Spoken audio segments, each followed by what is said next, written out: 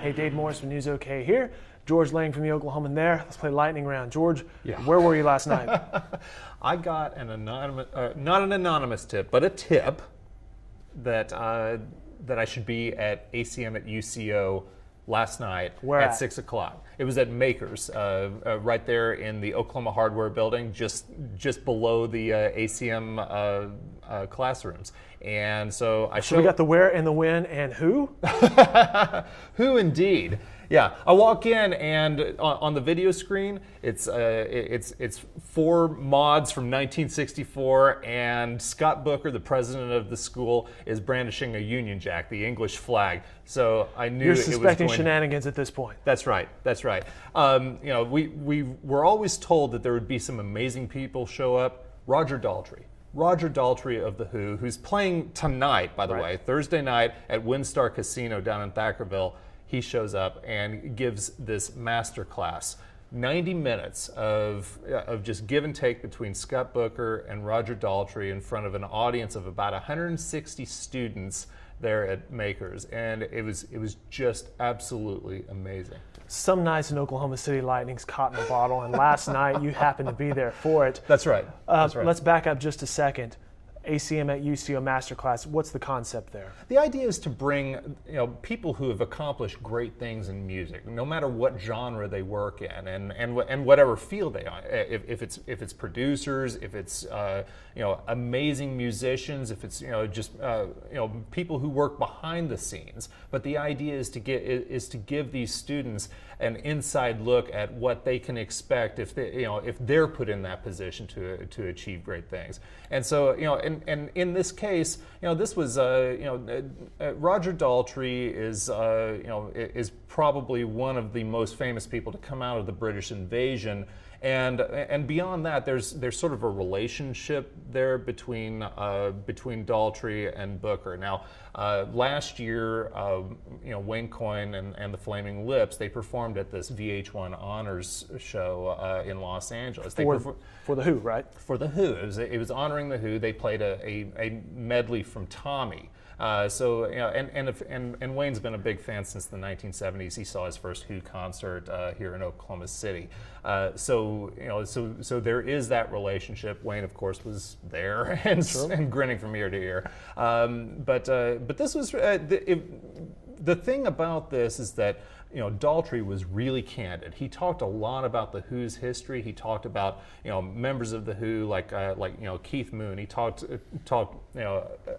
some amazing stories about Moon, who was a famously sort of mercurial figure, a great drummer, a real eccentric, one of rock's greatest eccentrics, and he gave some really solid advice to these students.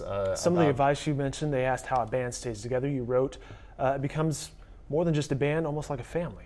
That's right. Yeah, this was particularly interesting. What Daltrey described is what they often say about twins.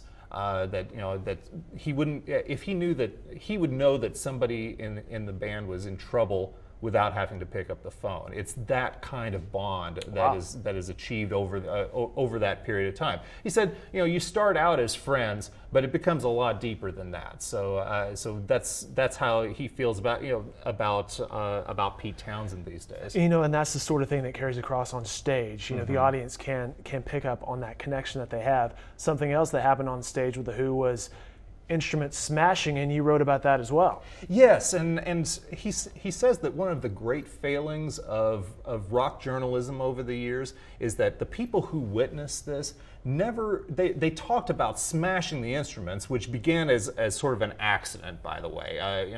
Pete accidentally raised his guitar and hit the ceiling and smashed it one night, and it just became part of the deal. It happens to us all. That's right, of course. But but in this case, he says that it's the sound that was so amazing. The sound that was generated by when Townsend would smash that guitar, and then Keith Moon would be drumming rhythmically with it. He said that it was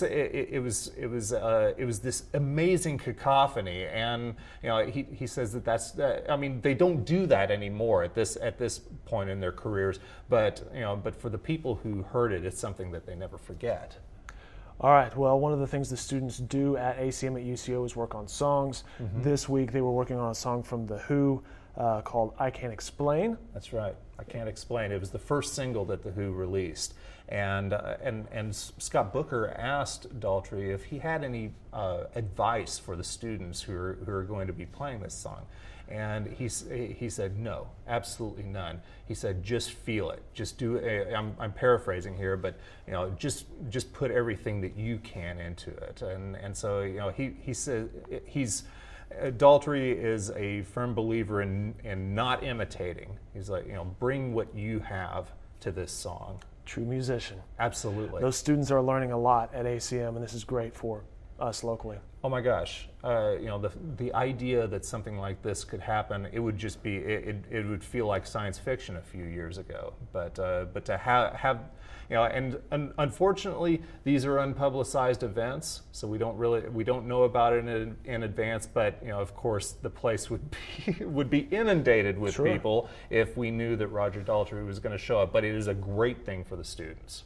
Well, you can catch Roger Daltrey tonight, Thursday night, the WinStar Casino in Thackerville. You can catch this man, George Lang, in the Oklahoman every day. Read his full report on Roger Daltrey in today's Oklahoman on newsok.com and on his static blog. George, thanks for your time. Thank you. Let's see it.